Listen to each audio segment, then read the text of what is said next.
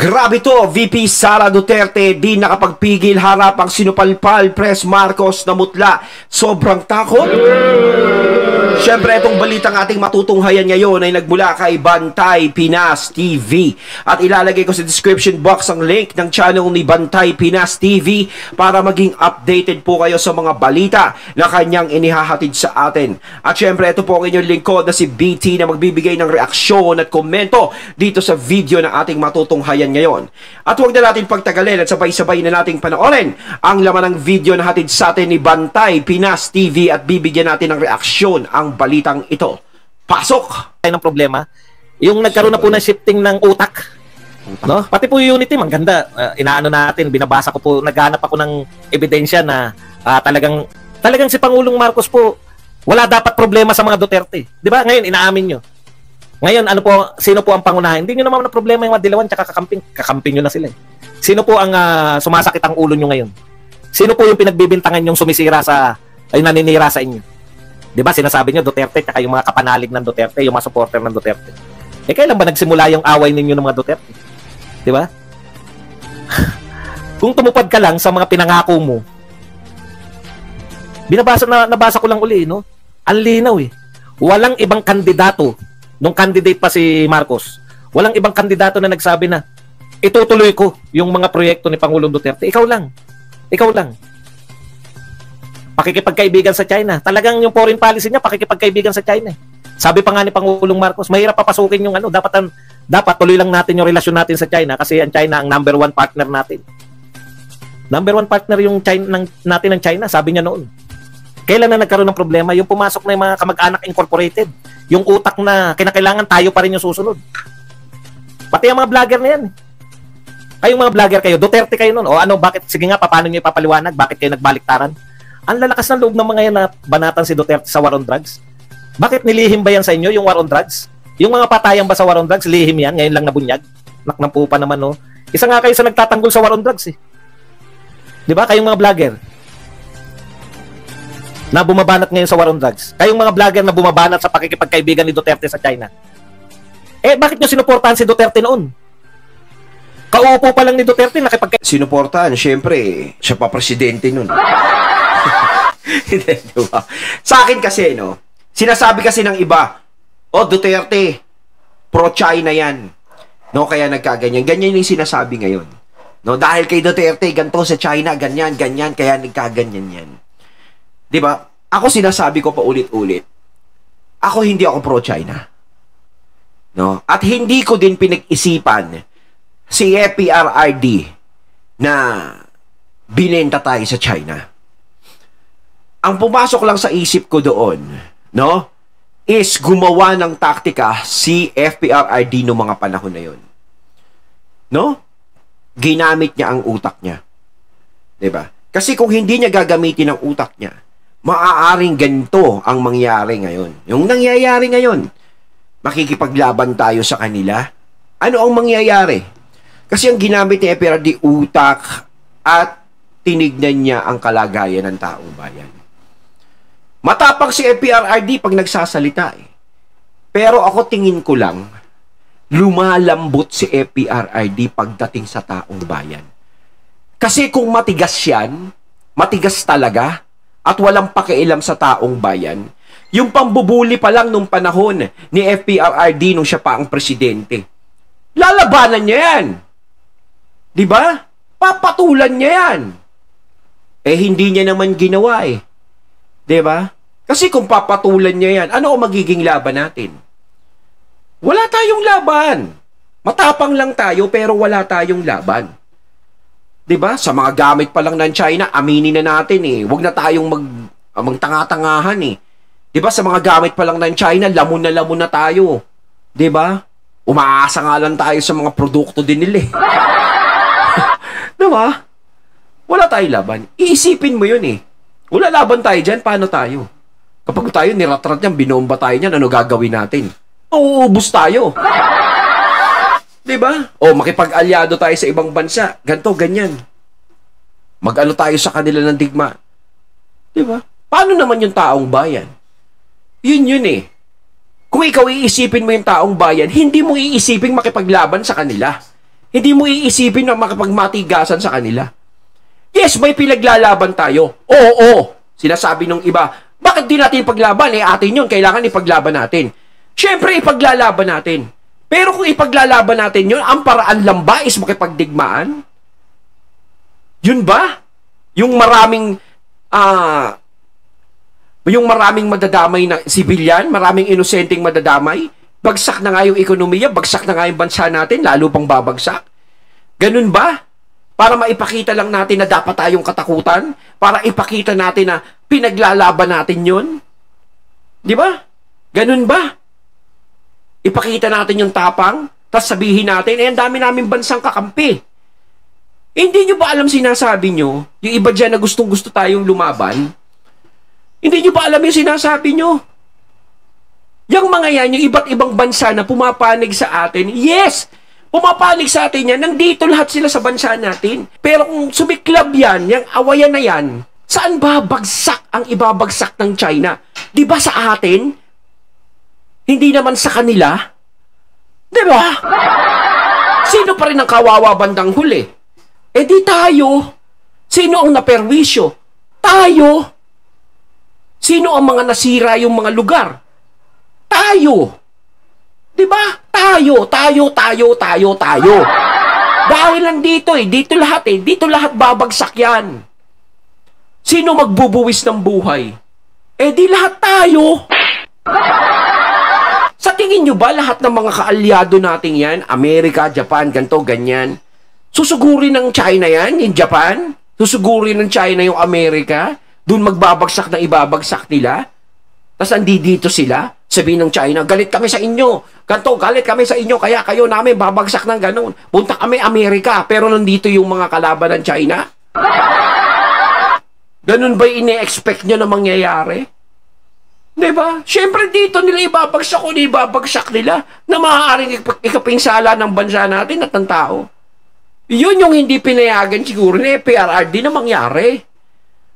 Hanggat maaaring mahilot at makuha sa diplomasya, gagawin mo. Diba? Kung anong pagkakasunduan. Diba siguro open naman yung China, open naman si Xi Jinping kung ano mapag-uusapan eh. Kasi hindi dapat tayo makipag-away, hindi dapat tayo sumali sa gulo ng iba. Ang dapat natutukan natin kung paano uunlad yung bagsak na bansa natin, kung paano natin maiaangat. Yun ang dapat pag-usapan, yun ang dapat natin tutukan. Yung ekonomiya natin, kung paano natin mabubuhay uli. Yung mga taong bayan na naghihirap, kung paano natin magiging maayos ang buhay. Yun ang dapat tinututukan eh. Diba? O kapag nakuha nyo ba yung West Philippines, dinigma nyo yung China, anong mangyayari? Kung ang mga tao nagbuwis ng buhay, maraming strukturang nasira, diba? Tapos nabawi nyo yung West Philippines eh. O ano, yung ba ang kapalit? Magiging masaya ba yung kapalit? Magdidiwang tayo, ay, sa atin yung West Philippines eh, pero ang dami nagbuwis ng buhay. Diba? Magiging masaya ba tayo ron? Dahil nakipaglaban tayo ng ganun. Pwede tayo makipaglaban o ipaglaban natin ang lugar o teritoryo natin sa maayos na usapan, sa mabuting paraan. Maraming paraan eh. Diba? Hindi yung pakikidigma. Isipin natin yung taong bayan. Ba't si PRRD kinaya niya yun? Nang walang nangyayaring ganyang mga digmaan, hindi nagkaroon ng mainit na ganyan. Diba? Iga na siya. Friends to all, enemies to none na. Bakit nyo sinuportahan si Duterte noon? Tapos ngayon babanatan nyo. Ibig sabihin, nung natapos na si Duterte, binago niya, binago niya istorya? O yung utak nyo na bago? Kinakailangan nyo na siraan ng Duterte ngayon. Bakit noon, kinakabit nyo lang yung pangalan ni Marcos sa Duterte? Huwag na tayo magbulahan. Kayo nagkakabit. Mangga kayo, mangga. Mangga na naman. Nung na-realize nyo na, teka muna, kinakailangan siraan na natin si BP Sara. Dahil pag hindi natin siniraan si BP Sara, siya ang susunod na presidente. Doon na nagsimula yung mga takdog nyong Makabayan Black na 125 pesos. Ay, totoo yan. Doon nagsimula talaga yan. Di ba? O pagpalagay natin, meron ng mga nagsisimulang ganun na bumabanat kay VP Sara. Pero mas lalong lumala talaga simula nung yung survey is lumabas na nagiging number 1 sa presidential si VP Sara. Lalong nagiinit yung mga ulo nung mga nangangarap na sumunod sa posisyon ni PBBM balang araw. Diba? Tingnan nyo, ang pinapansira nyo sa 125, kasama kayo. Si BBM nagbigay niyan. Humingi si Sara, binigyan ni BBM. Tapos nung kinu-question na, bakit kami 125? Dehin Bukid kayo na yung nagbigay. Pengin pera. Eto pera. Puta. Antindi. Tapos nagtataka kayo, bakit kami galit na galit? Galit na galit kami, pababayaan lang namin. Ganun po kabaliktarin niya mga yan. Supporter po yan ni Duterte, yung mga yan. Supporter yan. Nag-war on drugs si Duterte, supporter sila. Nakipagkaibigan si Duterte sa China, supporter sila. Tapos ngayon, galit na galit sila. Bakit daw? Bakit daw sila si Duterte na, lihim ba yan sa inyo? Nilihim? Alantad sa amin lahat. Pero kayo pinipiringan tuwing may balita ba yung misis nyo? Oh, may balita tungkol sa Duterte at China. Teka lang, pipiringan lang kita, tsaka yung tenga mo, tatakpan ko. Nalihim sa inyo yan, matagal na panahon. Kaya peking-peke yung mga yun. Tapos na si Duterte nung binanatan nyo. Tapos na yung termino niya. Anong uri kayo ng mga tao? Ano asahan nyo dyan sa mga tao na yan? Okay, balikan natin. Kasi sa simula pa lang, gusto nyo nang traidorin si Sara Duterte. Alam nyo sa Uniteam, napag-uusapan na rin lang yung Uniteam. No? Kami nakipag-Uniteam sa inyo. Napaka-illogical naman. Kahit na hindi kami naghangad, no? Parang alam na natin yan. Ganun yun eh. Nakipag-Uniteam kami, Vice President si Sara ngayon, sinuportahan si Bongbong, siya yung President. Ang buong akala namin, susuporta rin kayo pagkat, di ba? Magsusuportahan. Eh, puta, nung binabanatan na si BP Sara, sumuporta talaga kayo. Sumuporta kayo sa mga bumabanat. Hindi talaga yung nangyari. Nawala talaga, syempre, unity. Kailangan kaaway ng isa, kaaway ng lahat.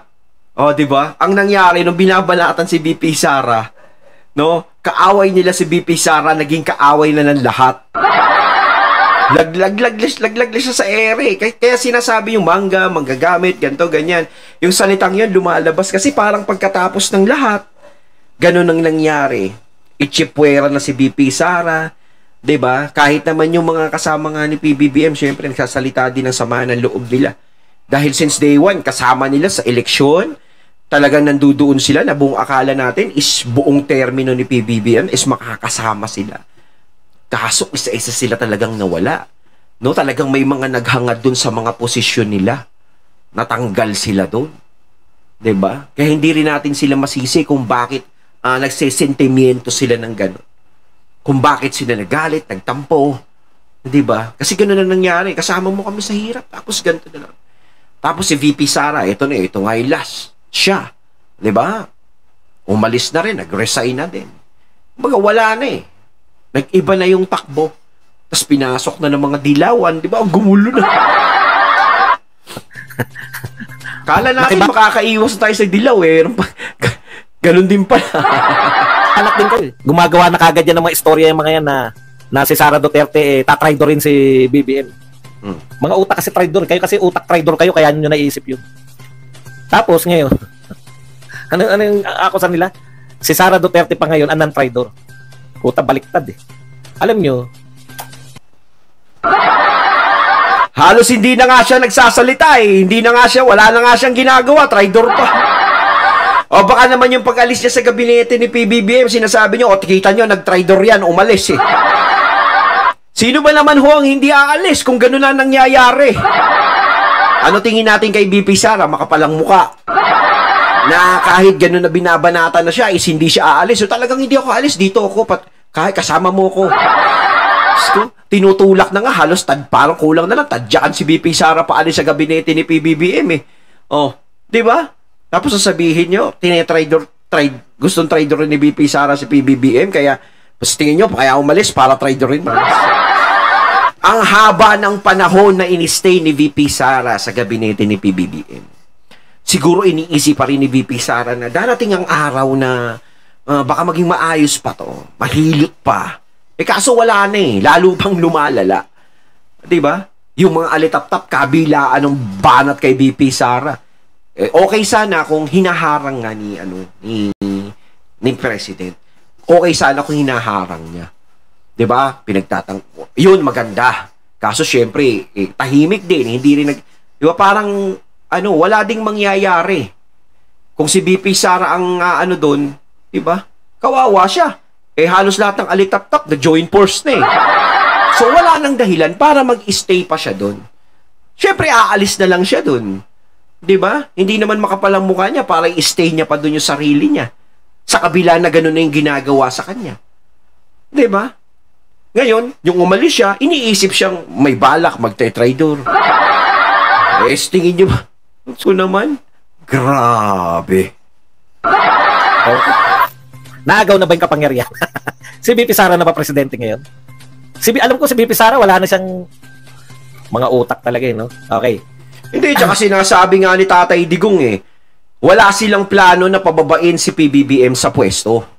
Wala silang plano na hikayatin ng mga tao na pababain si PBBM sa pwesto.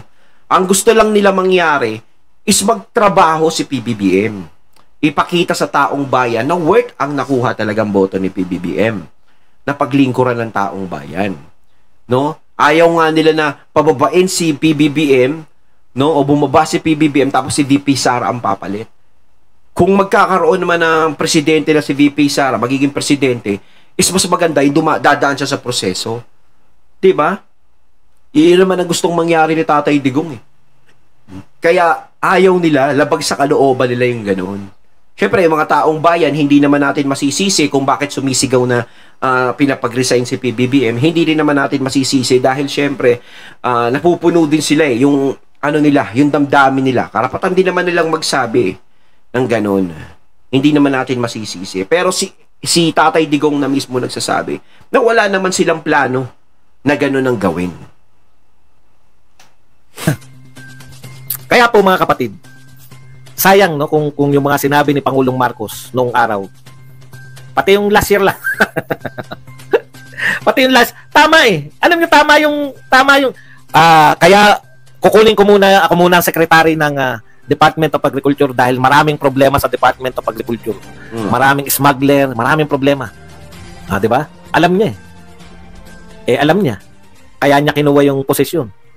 Tanong, nalutas ba niya? Wala kami nabalitaan. Baka meron. Nilihim sa atin. Wala. Imposible naman. Hukay nga. Pinagmamalaki naman. Hukay nga eh. Di ba? Ano tawag doon? Groundbreaking nga ng mga ospital na hindi pa natatayo hanggang ngayon kahit isang poste. Pinagmamalaki na naman ngayon. Yung pang may nakahuli. Nakahuli kayo na smuggler. Kaya tinitiyak ko wala nahuling smuggler eh. Kasi kung yung hukay nga, pinagmamalaki naman ngayon. Groundbreaking ng ganitong ospital, groundbreaking ng ganitong, panay groundbreaking. Nakaka-ground. Wala kayo. 2 years na. Yung nag-ship kayo na isising nyo sa mga Duterte lahat ng problema ng Pilipinas, doon kayo napesti.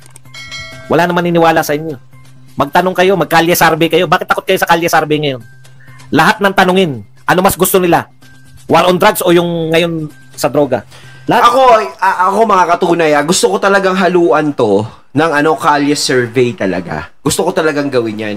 Gusto ko makapanayam yung mga tao kung ano ang masasabi nila dyan sa nangyayari ngayon, di ba? Kung minsan, gusto ko tanungin, kanino ba kayo? Sa mga Duterte o sa mga Marcos? Di ba? Para malaman natin yung pulso. Kayo mga katunay, comment lang po kayo sa comment box kung pabor kayo dun sa naiisip kong gawin. Kasi gusto kong pulsuhan yung pulso ng taong bayan eh.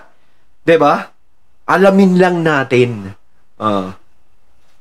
At sasabihin, sana panahon ni Duterte pa rin yung pagtugon sa droga. Yan yung binabanatan yun. Taas ngayon, nakikibanat. Gusto ng yan, tsaka yung war on drugs na yan. I-kalye survey din natin kung nagustuhan ba ng mga tao yan dati o hindi. Di ba? Bakit si Martin, bigay ng ayuda, hindi nag-i-improve yung rating? Binabanatan nyo yun. Nakasalang mga Duterte sa mga investigasyon nyo. Ayaw na tao. Suportado si Duterte na mamamayang Pilipino. Tanong ko, bakit hindi kayo magpa-survey ngayon sa senatorial bowl? Ngayong nagpahayag na tatakbo yung mga Duterte. Nakakatakot ba na 1, 2, 3? Duterte. Nakakatakot ba? Na makita ng sambayan ng Pilipino na ang gusto nila na number 1, 2 at 3 ay Duterte. Hindi pa po kami nangangampanya. Ngayong nilabas ninyo yung mga pro Marcos Romualdez Araneta. Yan po ikakampanya namin. Mga kapatid, kung paano po nating hindi pinalusot si Dick Gordon. Ito po, 11 po ang hindi natin hindi, kasama natin si Shell Jokno, Bam Aquino, Kiko Pangilinan. Yung tatlo. Kaya ako excited ako eh. excited ako sa 2025 sa mangyayaring eleksyon. Gusto ko makita talaga masaksihan natin lahat mga katunay. Magiging mainit yun. 'Di ba? Magiging mainit na mga talakayan natin yan pagdating noon. 'Di ba? At saka gusto natin malaman kung sino talaga ang mga papasok, lalong-lalo na sa ticket ng mga Duterte. Kung talagang si Tatay Digong, tutuloy ba talaga na tumakbo ng senador o hindi? 'Di ba? Kasi sinabi ni Tatay Digong na hindi siya tatakbong senador Tapos na raw ang ano niya. Pero talagang gusto ng taong bayan na tumakbo pa si Tatay Digong. 'Di ba? Dahil nga kaya pa naman daw, ganito, ganyan. Malakas pa. No? Pero sa akin kasi gusto ko mangyari si Tatay Digong is okay na sa akin na magpahinga na si Tatay Digong. Tsaka satisfied na ako doon sa nagawa ni Tatay Digong. Pero kung talagang gusto ni Tatay Digong na tumakbo na bilang senador at talagang sinisigaw ng taong bayan, wala na tayong magagawa doon. 'Di ba? Ang magagawa natin is suportahan. Kahit ako gusto ko kung tatakbo senador si Tatay Digong, ako real talk lang talaga, gusto ko siyang maging senador. Paulo Duterte, gusto ko rin siya maging senador. Baste Duterte, gusto ko rin siya maging senador. 'Di ba? Walang tulak kabigin, hindi masasayang ang boto mo sa kanila Yan daw ang katapat ng ng Dutertres. Pwede naman talaga maging katapat yan ng Duterte. Ha? 'Di ba? Magkatapat naman yung langit at lupa. Kaya mangyari niyan, yung Duterte nasa taas, yung Kiko Shell tsaka Kiko Shell at Bam, magkatapat nga. Si Kiko babalik pa. Yung isa nangunguna yung tatlo kulelat. Pwedeng magkatapat 'di ba? Okay. Hirap na hirap kayong iugnay lahat ng problema nyo. Yung mga tao, una, maniniwala sa inyo. Pag pumasok yung ticket ng mga Duterte sa Senado, kapag straight nanalo yun, ako, sakit ng ulo nila dun. Yung mga alitap-tap doon, syempre lahat nasa Senado yun, ako. Talagang kamara na lang sila, pero yung Senado, magiging kalaban na ng mga alitap-tap yun. Sa unang buwan. Kawawa doon si Riza. Oo, yung kukontra ako sa Duterte, ang daming papanig kay Duterte doon. Pwede nyo sisihin. Puta problema. Kung 2 taon na kayo sa serbisyo, 2 taon na kayo nanunungkulan, tapos isisisin nyo pa rin sa dating administrasyon lahat na nagaganap, pwede na kayong tawagin na inutil ba kayo? Bakit wala kayong magawa kung may problema pa rin? Ang layo na po niyan, promise. Kailan nahalal si Alice Go? Kailan nahalal? 2022. Tapos na po ang panunungkulan ni Duterte. Kung isisisi nyo si Alice Go kay Duterte, kailan po naging mayor? Panahon na ni...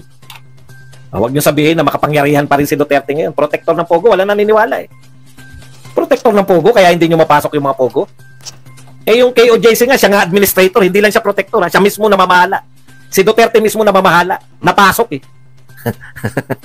Pinagbubulan nyo kami. Gustong maisog ng Duterte. Hinaharangan ng mga sari-sari. Kaya nyo nga gawing harangin yung maisog Yan pang sabihin nyo, siya protector ng Pogo.